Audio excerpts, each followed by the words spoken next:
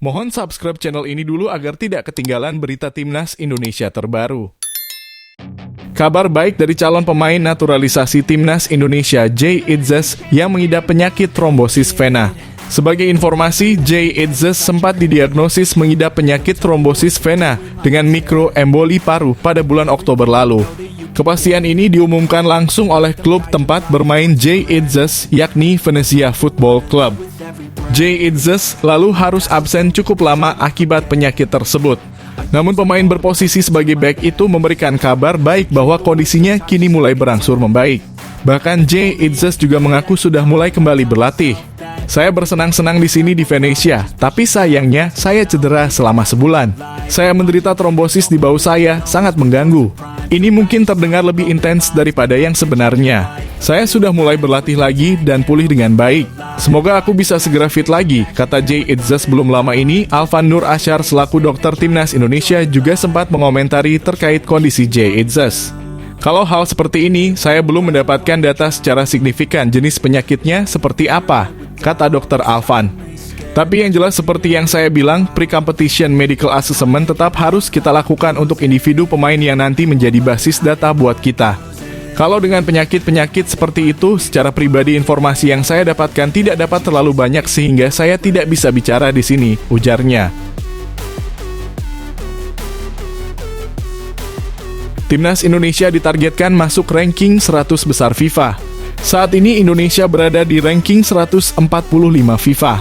Kemajuan ini cukup pesat karena tahun lalu Indonesia masih ada di posisi 152 FIFA. Menariknya, PSSI masih melihat Indonesia berpotensi menembus 100 besar FIFA.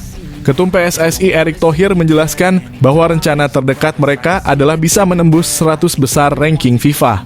Target ini masuk dalam rencana jangka pendek yang mereka bangun saat ini.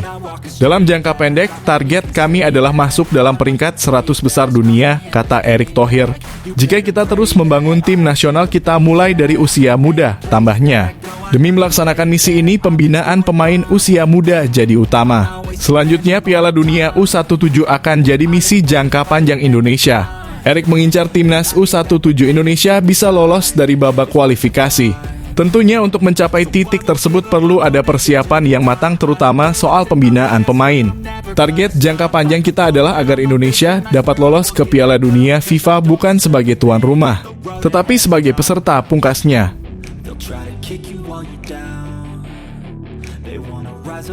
Kiper top MLS kirim kode, Shin Tae-yong beri rekomendasi untuk bela timnas Indonesia.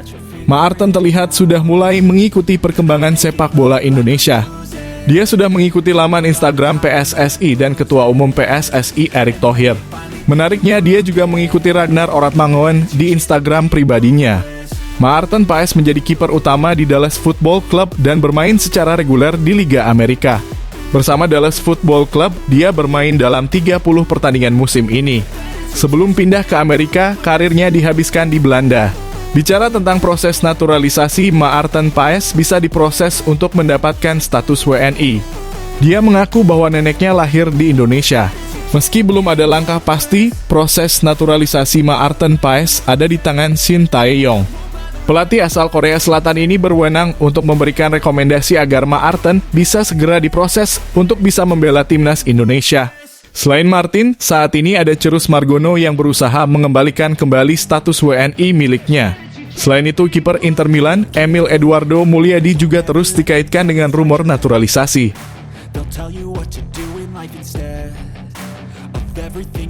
Striker Irak anggap main di kandang Chelsea tak sebanding saat hancurkan timnas Indonesia. Striker Irak Ali Al-Hamadi memiliki perasaan spesial saat mencetak gol ke gawang timnas Indonesia beberapa pekan lalu. Ali Al-Hamadi mencetak gol penutup Irak saat menghancurkan timnas Indonesia 5-1 di Basra International Stadium, Kamis 16 November 2023. Momen itu menurutnya tak sebanding dengan apapun, bahkan saat ia pernah bertandang ke kandang Chelsea sekalipun. Animo masyarakat Irak untuk menonton timnas berlaga di partai kandang begitu tinggi. Ada 40 juta orang yang ingin Anda menang dalam sebuah pertandingan sepak bola dan itu bukan sesuatu yang bisa dialami banyak orang, kata Ali Al-Hamadi. Ali Al-Hamadi pernah bertandang ke kandang Chelsea Stamford Bridge bersama AFC Wimbledon di Piala Liga Inggris Agustus 2023 lalu. Kala itu Wimbledon kalah 1-2 dari Chelsea dan harus tersingkir di putaran kedua. Al-Hamadi bermain selama 34 menit. Menurutnya, atmosfer penonton di Stamford Bridge tak sebanding dengan atmosfer di Basra International Stadium saat mengalahkan timnas Indonesia. Saya pernah bermain di Stamford Bridge, kata Ali Al-Hamadi. Namun atmosfer di Basra 100 kali lebih baik karena energi dan intensitasnya sulit untuk dijelaskan. Orang-orang memberitahu saya tentang hal itu sebelum saya main di sana, tetapi saya hampir tak mempercayainya. Setelah Anda bermain di sana untuk pertama kalinya, momen itu bahkan lebih gila dari apa yang kalian bayangkan, tambahnya.